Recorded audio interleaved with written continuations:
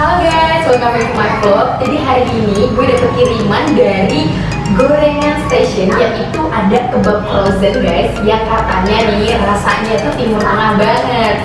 Jadi satu pack ini diisinya 10 dengan harga 40.000.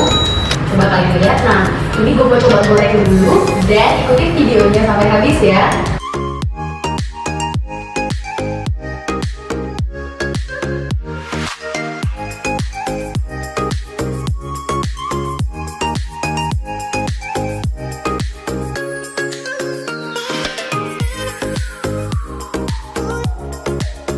Iya guys, gue udah selesai goreng dan sekarang gue mau coba ini kebabnya.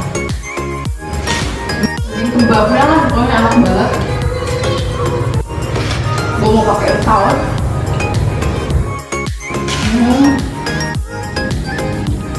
Enak banget kulitnya guys.